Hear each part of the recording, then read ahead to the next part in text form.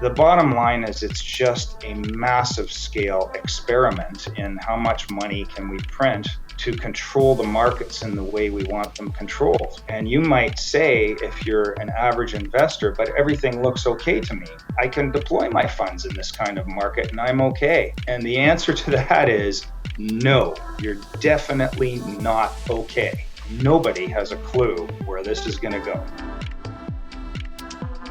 Hello and welcome to Crux Investor. First of all, thanks so much for watching this video. If you like it, give us a thumbs up. Helps us understand which companies you think we should be spending our time, money and effort on. And also do leave your comments below. That also helps us to understand the sorts of questions you'd like us to be asking, how you think we're doing, and of course what you think of the company.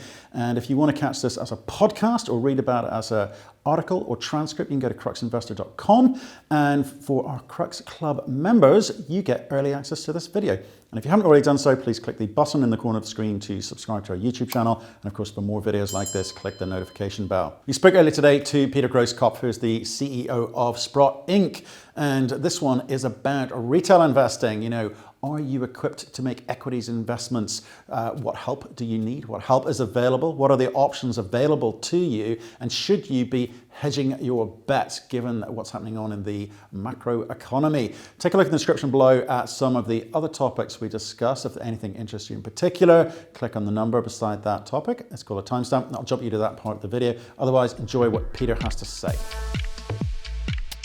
Peter, how are you doing, sir? Great to talk to you again. I know.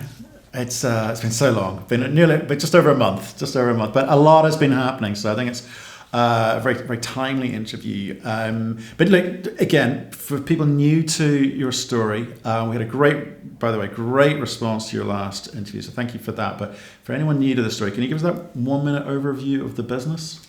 Well, Sprott is, our vision is to be the leading asset management firm in the world at precious metal investing.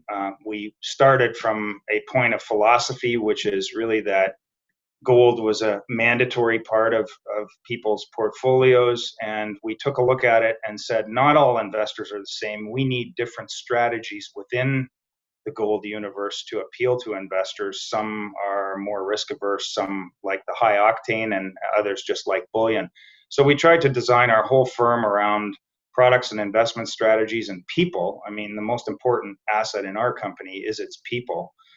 And we tried to design portfolios within the gold business that deliver a very specific outcome to investors. And we see it as a global business, so we're a global firm.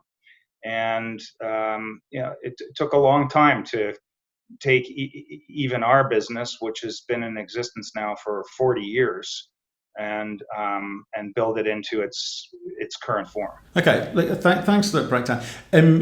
We were talking just before we kicked off here and just reminding ourselves what we talked about last time. And I was saying to you, the bit of the conversation I really enjoyed last week was talking about how you kind of deconstructed the business and then built it up again, having sort of originally been built around superstar fund manager type approach to actually being a bit more process driven. And I think you've just done the next iteration of this. You've listed in the US. What was your thinking? Why did you want to do that? Well, it is a bit of a crowning achievement, if you will. But more importantly, it's all about our clients and our shareholders. We were large enough, we had enough momentum to, in our opinion, support the NYSE listing. But also, our clients are mostly in the US. They're mostly based in US dollars. Our investments are mostly based in US dollars. Having Canadian dollar expenses helps our business, but reporting in Canadian dollars and Canadian dollars only increased the volatility of our business to US dollar investors. And in addition, those clients that knew a little bit about us, were increasingly starting to ask, well, of all the precious metal strategies we could employ, we kind of like Sprott's business. And we have a unique dividend and cash flow profit that's derived from gold management. So how do we participate? And those investors, many of them, don't want to change currencies, aren't as efficient as an institution when they change from US dollars to Canadian dollars. So we knew we needed the platform in the US. We know we needed US dollar accounting. We know we needed a US dollar share price. And the last part of it is that for our smallest clients, it's hard for them to get approvals to buy an international stock on occasion. And so it's just easier to process a ticket for an NYSE listed company. It puts us in good standing with companies like Franco-Nevada and Barrick and Newmont to be able to attract that investor base. So that it's quite interesting because when you go and do an NYSE listing, it's usually conditional. There's a bunch of conditions precedent. You also need to make some decisions about which sorts of exchanges, which sorts of funds you want to attract. Sticking with the institutional side, I think we'll talk about retail in a second. So what were those considerations before you kind of press the button? Well, you need a minimum share price, both to support the listing and we think to attract certain kinds of institutions to your equity. And so we needed to do a consolidation. And again, the timing was right for that. We felt strong enough. Usually consolidations work well if you're doing that into strength and have the opposite effect if you're doing it into weakness. So we just thought it was the right time to attract a different tier of institutions and also margin investors, which also depend on having a certain share price to attract margin. Okay. It was just the right combination for us. And it's early days, but are you having those conversations? Did you have those conversations going in to kind of inform your decision making about how to structure it? We knew that it would be an attractive move. We did get a response right away. We've seen it in our trading. We haven't done a roadshow or investor meetings yet, and we're just about to start that. We have a quarter coming up on early August. For I believe it's the second week in August, actually. So we're in a bit of a blackout period. But once we finish our blackout, we'll be meeting with new investors and mostly, of course, remotely and doing the same type of interview as this. Okay, and again, with that, is it going to be more of the same? I.e., you've refined your products, you've got the products which you've constructed over the years, what you've got today, or having access to these bigger ticket writers, these bigger funds who want to place more capital, is that going to allow you to build different types of products moving forward? Well, that's a separate trend, separate from our listing as well. We think that large institutions are increasingly allocating towards gold. I'll draw an outlier to your attention. So Lombard, the Swiss private client organization, I heard recently increased their gold allocations to 9%. As an institution, that's a big move. And to move those kinds of volumes of dollars into our sector requires us to think about new products, separately managed accounts. And yes, we are designing new products for the larger investors as we speak. And you have been operating as a kind of category of one in a way. Your focus has always been natural resources, right? It gave you an edge. Moving up, it gets harder to come up with new products. It gets harder to deploy capital. You're going to have to find new types of not just products but deals to do. Is there more competition, or do you think you still have that edge? Well, there's more competition in precious metals because the money is starting to flow in now. Retail investors are coming back. Generalists are coming back. The gold funds themselves aren't really attracting a lot of sector-specific capital. Mutual funds as a whole are just not that popular anymore. But what we see is institutions, when they move the larger capital into the sector, they need either specific hedging strategies or specific bullion management, or they are looking at private asset ownership. So we've seen some large moves where institutions have come in and bought chunky blocks of projects and companies to own them for the long term. And I think increasingly that kind of thing is going to happen. Okay. Right. I've been slightly selfish because that was the bit that I loved from our previous conversation. I now need to bring it back to what hundreds of people have been writing in about, which was the discussion around the economy. We talked about the problems around quantitative easing, this sort of slight distrust you have over big government, and the fact that it's creating debt levels which we'll never really be able to pay in a conventional sense, never be able to repay them. So we talked about hedging. Okay, hedging is something that people sort of heard, and not many people think about. Not many people understand what it means or how they go about doing it. Not necessarily technically literate, and slightly put off as a result. So, do you mind? Can we talk about some of the options available to people? And I say, we'll try not to make this a kind of Sprott infomercial, because I think I don't want people accusing us of that, because this is not a pre-planned conversation. So, obviously, Sprott has some products available. So, in a general sense, can you talk about some of the things that retail investors should be considering, and why? Okay, well, I think the larger topic conversation is more important than the conversation about Sprott or even the products that you can buy. The larger conversation is that we're in absolutely unprecedented times. And I'm talking not just from an economic or a health and safety aspect, which is well covered by the media every day, but from a monetary and a wealth perspective. And in fact, talking about the whole capitalist system, we're in an unprecedented time. In fact, you might say capitalism, as it's been defined in the past, doesn't exist anymore. And the reason it doesn't exist is because the government has come in to control the system. They're printing unprecedented amounts of money.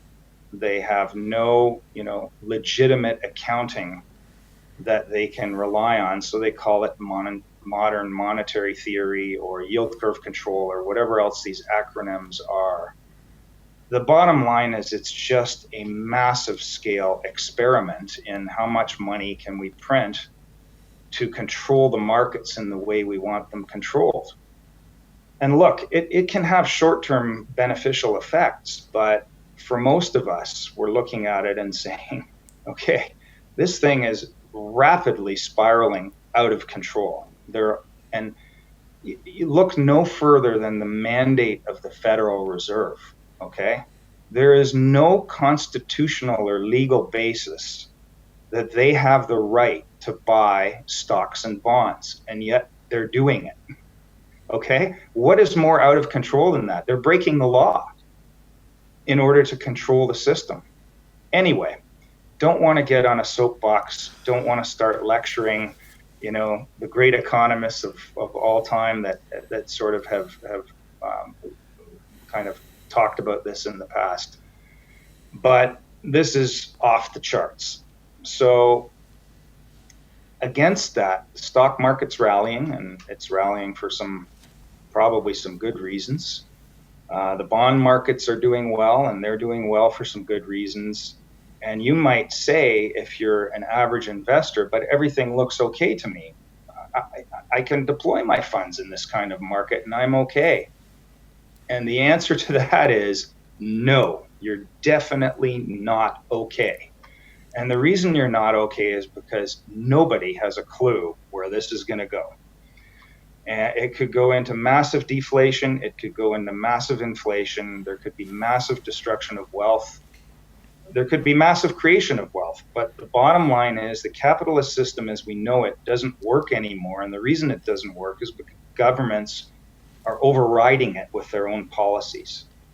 So when we talk about a hedge, it's kind of a dirty word, because hedge became associated with hedge funds, and hedge funds became associated with all sorts of complex strategies and high fees, and did it actually work? Did it actually deliver value? And the founders of Vanguard and others obliterated the hedge fund industry because they outperformed it. So when we talk about the word, you and I, hedge, we don't actually mean that world. What we mean is investors are forced to invest in bonds and to hold cash and to hold government issued currency. They're forced to invest in stocks. And what we think is they need something else beside that, that it will hold its value no matter what happens to those other markets. And that's where we come to gold. Okay. It used to come to real estate. So most people invested in their house as a way of offsetting those other markets. But now real estate is tied to interest rates, which is tied to those other markets and is also tied to economies. So what we're talking about when we say hedge is give us something safe that isn't tied to the rest of the markets, that isn't correlated, that will stand up and hold its value over time. That's what we mean by hedge. And we think the process of gold fulfilling that purpose for the broadest senses of the institutional world, the financial world, and even the world of household finance, we think we're at the earliest stages, like inning number 2 of the process to have gold provide that kind of a safety, a safety latch for the rest of the markets, and so that's what we're talking about. So that's nice. So just to kind of summarize, I agree. Hedge.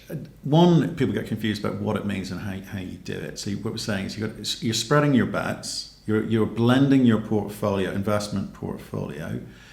I like the fact you mentioned there are non-correlated investments as well. So if you've got investments of all of a certain type, which are all linked to, let's say in your case, interest rates, for example, they'll all go down.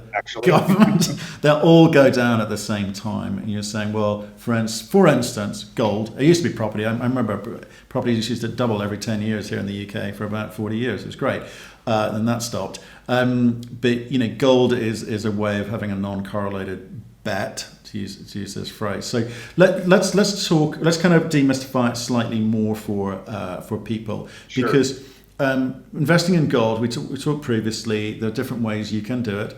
We can go physical. You can get into ETFs. You can do equities.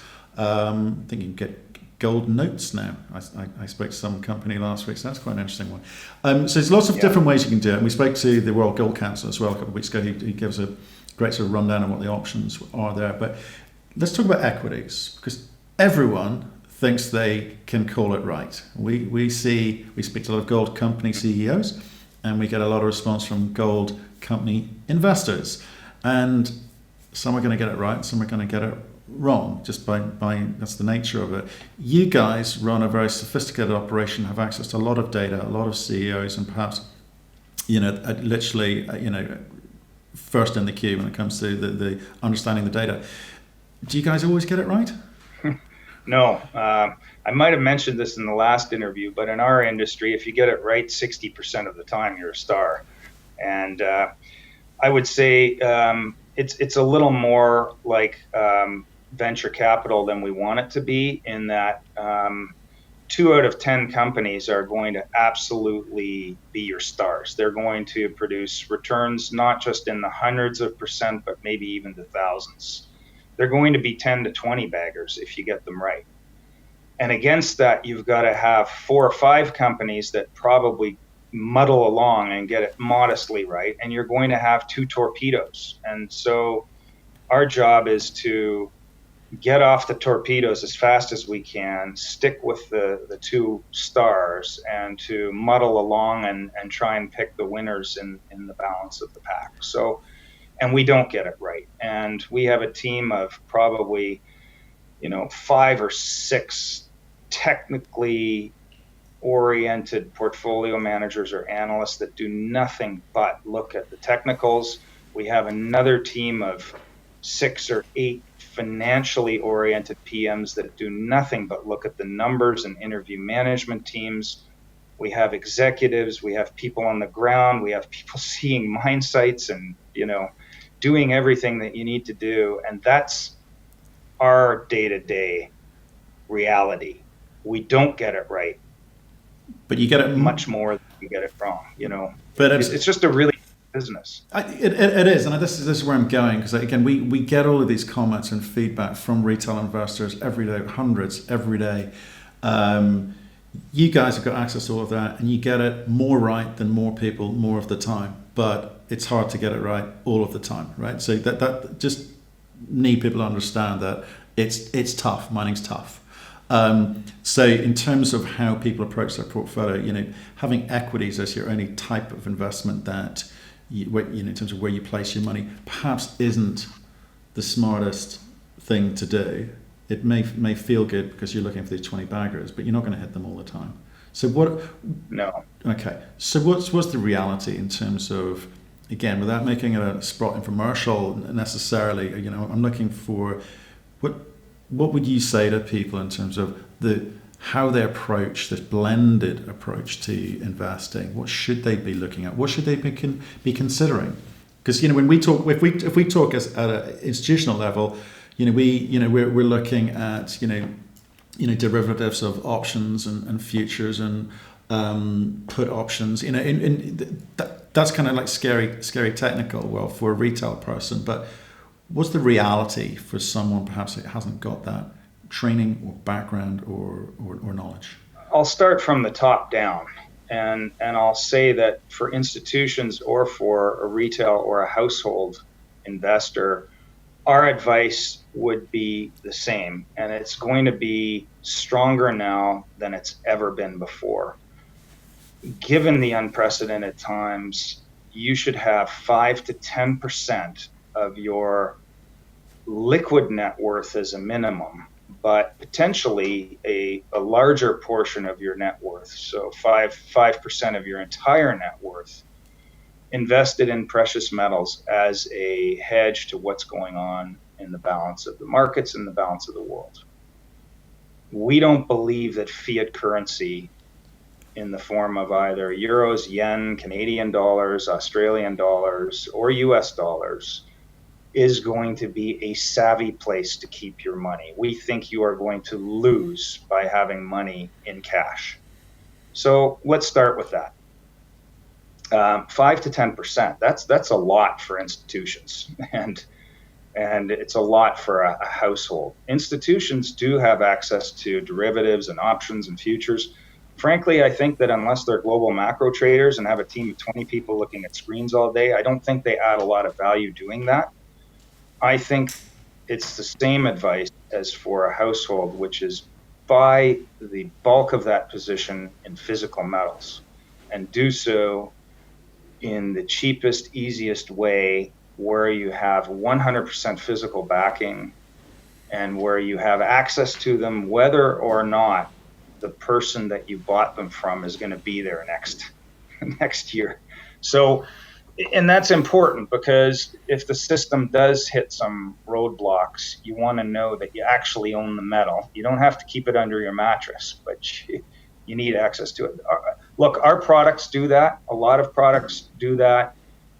The key is, do you get them at the right cost? Do you trust the person you're dealing with? Do you have the storage and the allocated storage and the insurance on the storage, and et cetera, all in order, in the cheapest possible way that you can buy it, sell it, get rid of it, trade it, go see it, visit it.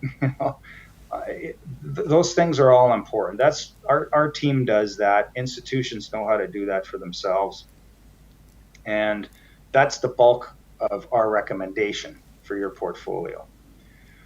And then you get into specifics. You get in, as you said, specific equity strategies, specific debt strategies in the sector. And our advice on those is deal with experts, because the investment dealers, the brokers that you deal with, they can be good people, and if you find the right one, they can certainly be your shepherd, leading you into the right place. But for the most part, their incentives are related to commissions that are short-term in nature, and for the most part, therefore, their outlook is very short-term in nature. Our portfolio managers run their portfolios for years multiple years and sometimes even decades at a time, and they're paid to deliver returns over those timeframes. So when you talk about somebody like a Neil Adghead running an early stage portfolio, okay, I sit at Sprott. I see every opportunity across the board that we invest in. I wouldn't think of investing in early stage equities without putting my money to work with Neil. In fact, I'm about to allocate personally, not because I've never thought of Neil as a great portfolio manager, but because I haven't been ready for early stage mining equities until about now in the cycle. I think that market's opening up now. So I wouldn't think of it without dealing with Neil, because Neil's a PhD in geological science. I mean, he knows what he's talking about. He can interview these companies to depths that I could only dream of. So it's the same for liquid gold equities. Our team, John Hathaway and Whitney George and all of the portfolio managers that we have, they know those liquid equities inside out. And when I allocate to them to manage those portfolios. I sit on the debt side of the business. I know a lot more about mining credits and that side of the business. And, I've had 30 plus years in it. So we break it down to experts running expert strategies. Tell me this, I saw an interview you did recently with regards to value investing. What do you mean by value investing? I think that means that you see a stock or potentially a credit that can deliver a set return, either by way of cash flow or by way of a resource, a valuable resource that will meet or exceed expectations for a long period of time. And it's available at a price that you'd be happy to pay now, you'd be happy to pay in a year, you'd be happy to buy one share, you'd be happy to buy, a significant part of the company.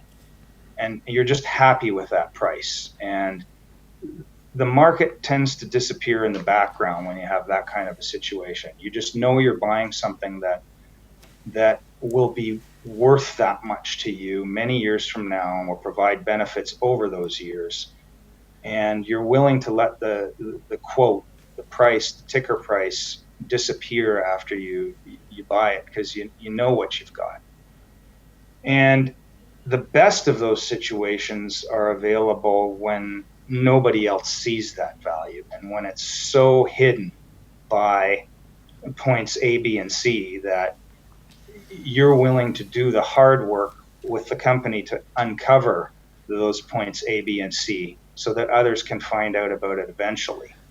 And it's that value investing process that I would look to when I think about when we're value investing in this sector. Do you think that gets easier or harder in a gold bull run? Much harder. I mean, everything starts to float to the top, and the garbage is floating just as fast, if not sometimes a lot faster than the real value, because when you're dealing in garbage, you can call it anything you want, and that is usually what tends to happen. Yeah, I think it's a really important point. That it's really important. I think people need to look even harder than they normally do, because there's a sheen put on things which perhaps if you dig a little bit deeper, perhaps doesn't go too deep. Gold stocks are up 60 to 100%, depending on which side of the index you're in. So it's much more important now, because the sentiment is there already and the momentum is there already. So yes, the sky is open and these things can move quickly and provide good returns, but you can also, with a change in the sentiment or just a correction, you can get waylaid by 20, 30, 40%. And you do have a higher onus to know that you're investing in value. Yeah, it's interesting. Always be thinking about fundamentals, which you've just mentioned, momentum, which you've just mentioned, and then I guess technicals within whichever commodity that you're planning to get stuck into. We spoke about 6 weeks ago, I think, 6 weeks ago. COVID's still doing its thing. Has any of your thinking changed, been firmed up, loosened up? How's your outlook changed in 6 weeks? Two things. It's the macro is much more supportive than I would have thought even 6 weeks ago.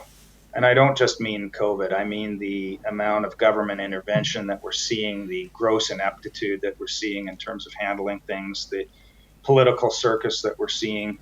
I mean, underlying all of that, the same economic and monetary principles just that drum keeps getting banged again and again, which is more deficits, more credit, more kicking the can down the road, more intervention in markets, more we've got the fix for this and it's all going to be short term, more checks going to people, that need to be supported.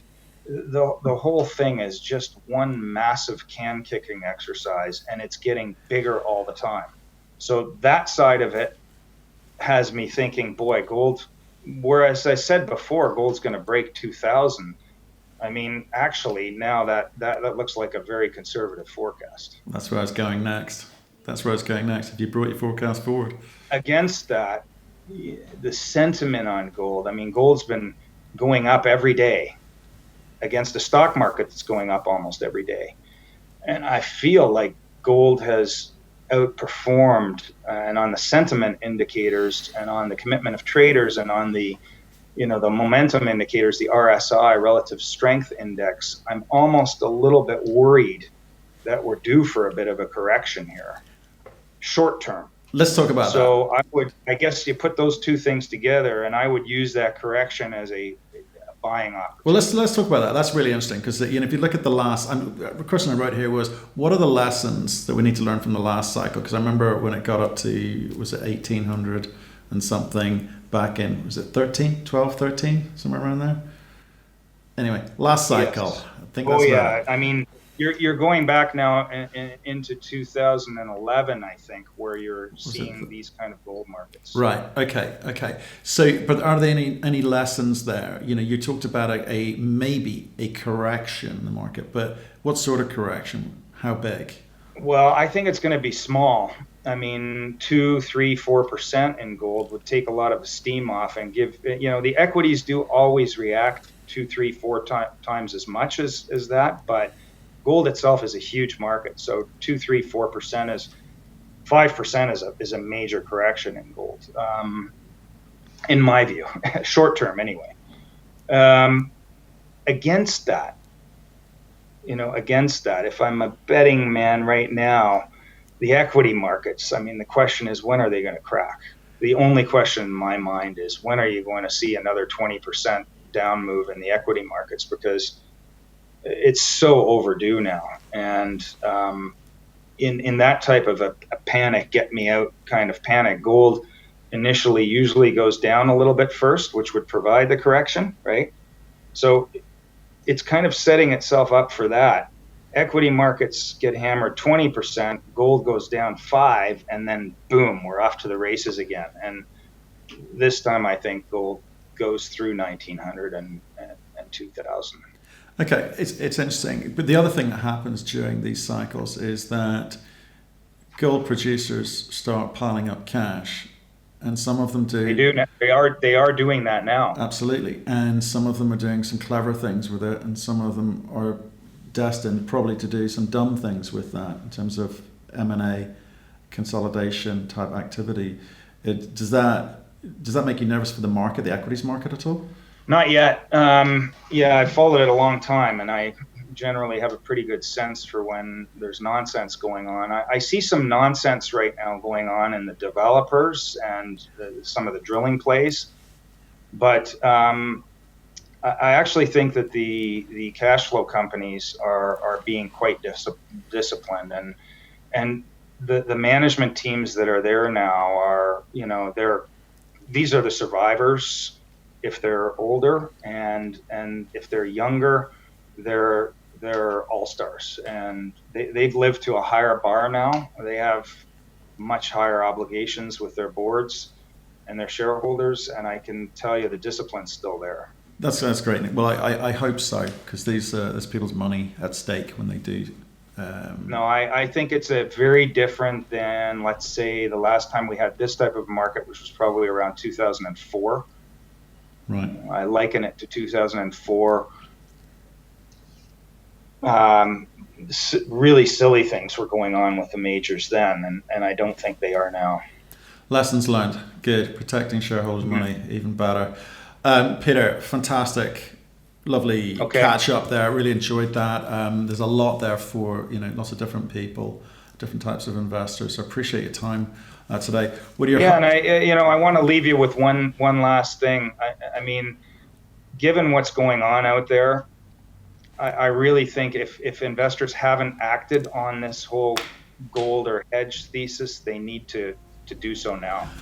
I 100% agree with you, and I hope people are listening to this. It's a big and important point. Don't be put off, and at least investigate it and think about non-correlation in your portfolio for sure. Or go and speak to someone like Sprott. I think it'll be the most important thing you do this year. Okay. I do. Peter, thank you so much. We're coming up for the weekend. I hope you have a lovely one, and we'll speak to you again soon. Okay, thank you.